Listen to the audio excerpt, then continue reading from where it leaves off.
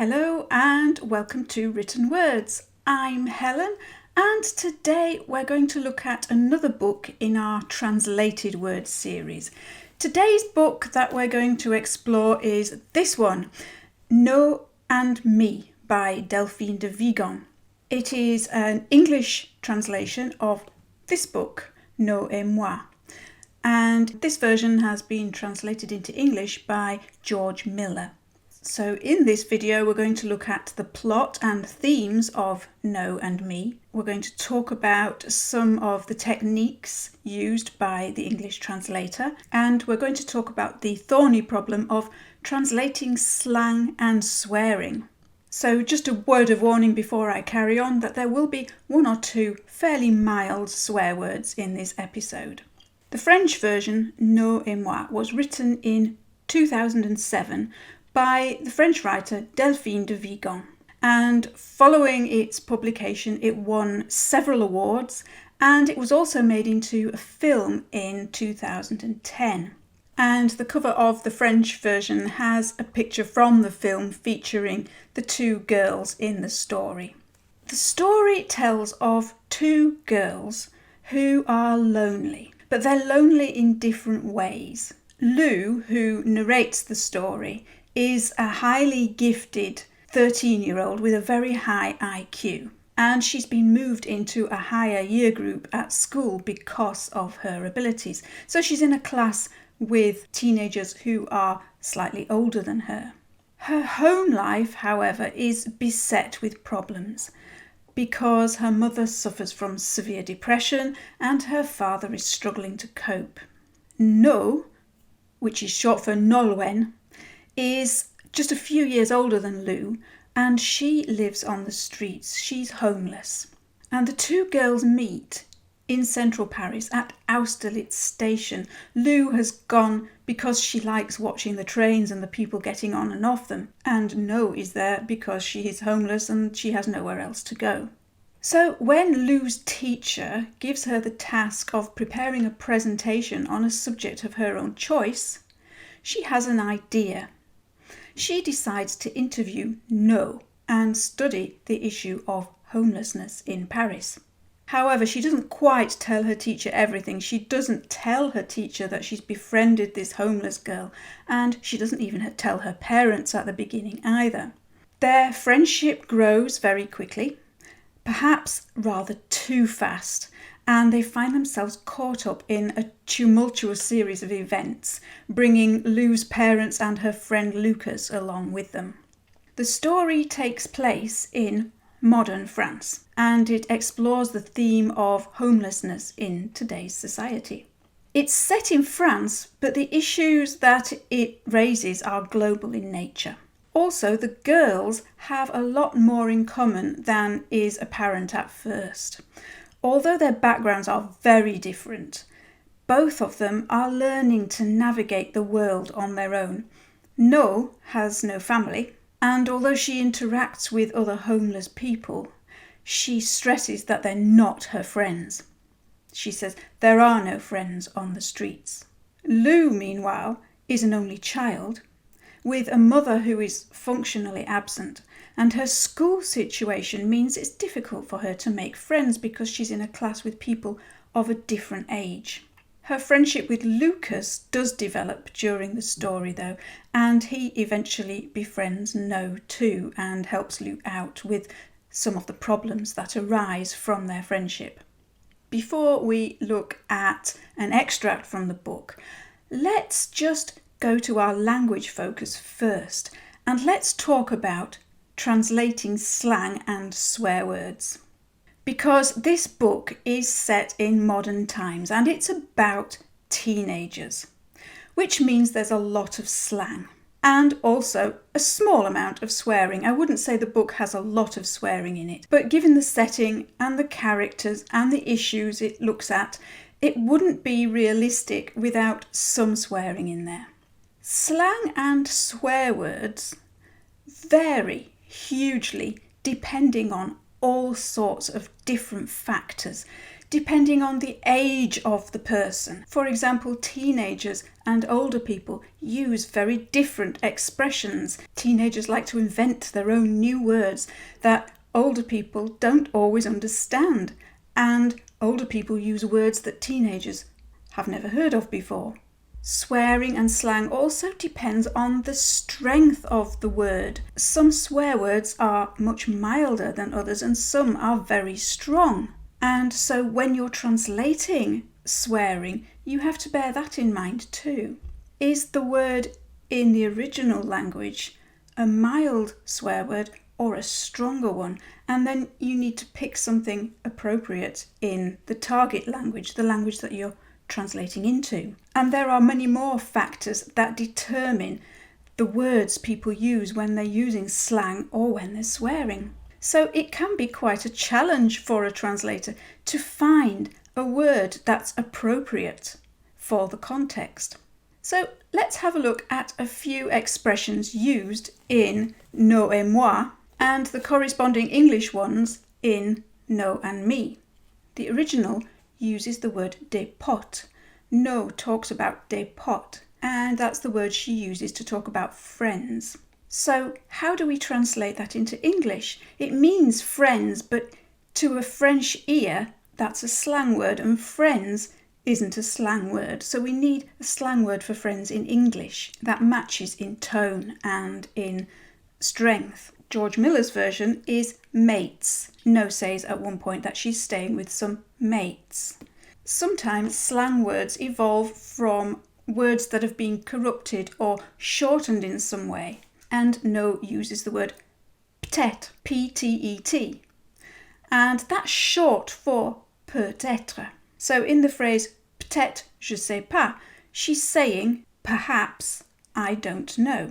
To a French reader, they can see that she's using shortened language. So if you translate it as perhaps I don't know, that doesn't reflect that she's shortening the word and using it in a slightly colloquial way. So in this translation, what's happened is the translator has said maybe for peut-être, but he's shortened the other part of the sentence to I dunno. So that way, the English reader gets the same feeling that a French reader would. Then we've got a very strong phrase, barre-toi, loup, je te dis, tu me fais chier. And in this phrase, No is telling Lou to go away. Tu me fais chier is a very strong expression. So the translator's version here is get lost, Lou, you're really pissing me off, which is quite strong in English.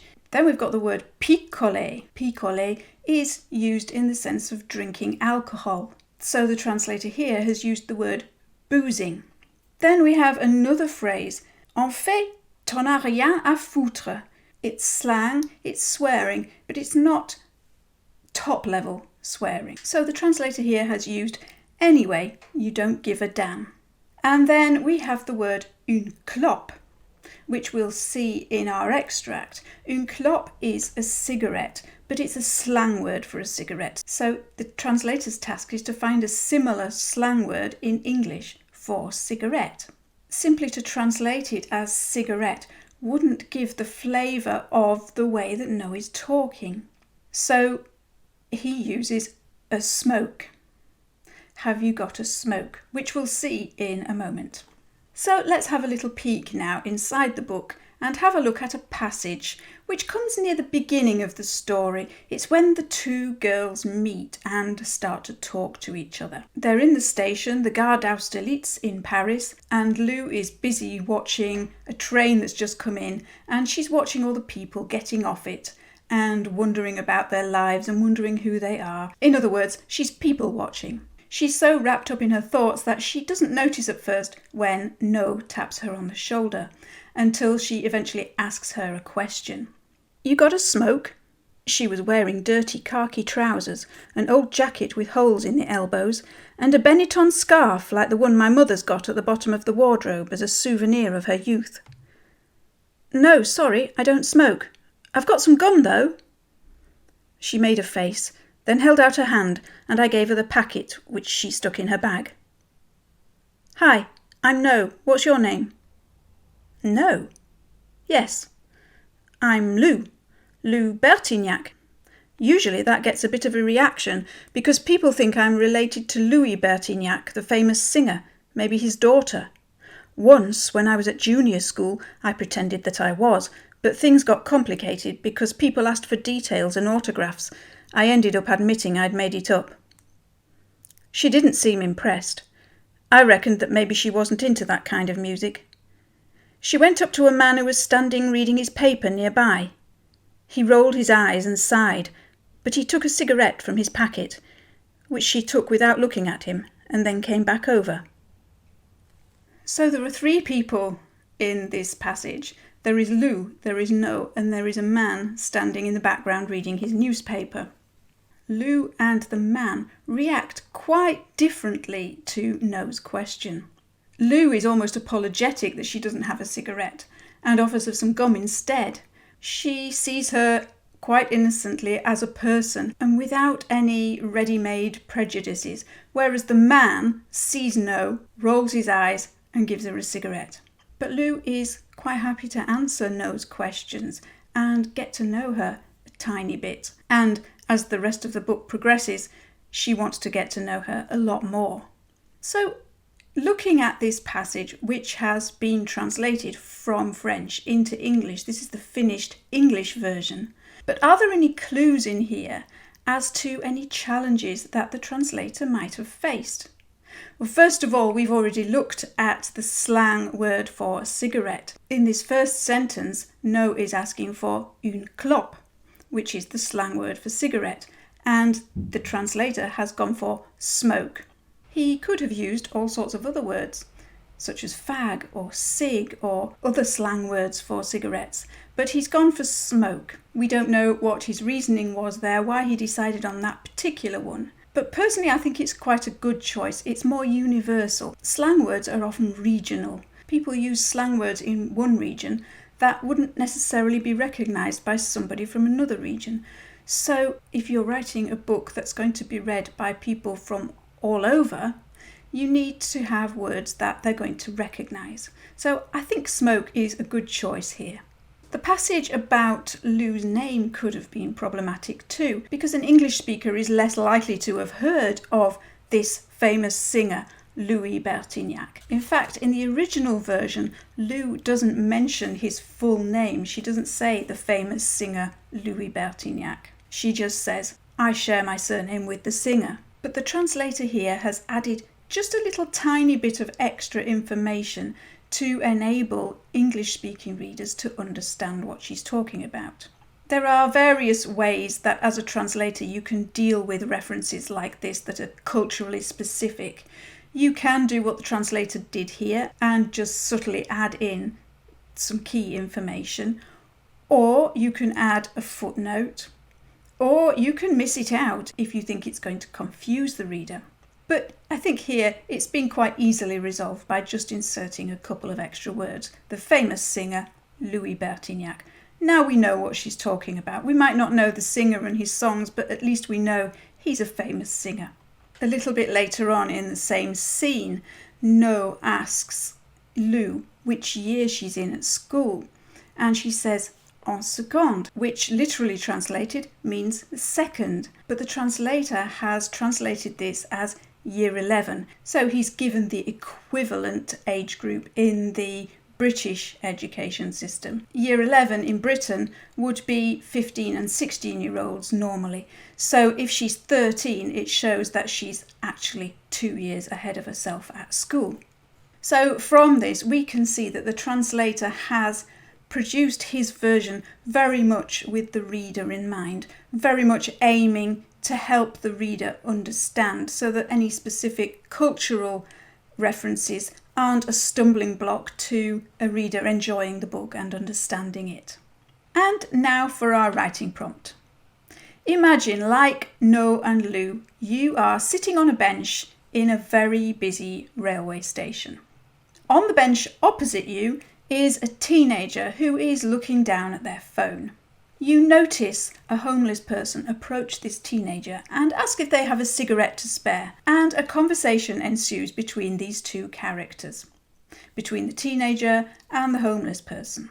Is this a friendly conversation? Or is it the opposite? Do the two people know each other, or are they complete strangers? Do you get involved in the conversation, or are you merely a passive observer? So write down that conversation, and perhaps you might like to include some slang that is appropriate to the characters and the situation. Thank you very much for watching. If you enjoyed this video and would like to get a little more out of it, then do consider heading over to the Written Words website at writtenwords.uk, where packs of worksheets for all the lessons are available to download. Also on the website is a link to my book, A Month of Writing Ideas, which gives you a writing exercise for every day of a month to help you build a writing routine. Once again, thank you very much for watching. I look forward to seeing you in the next video, and in the meantime, happy writing!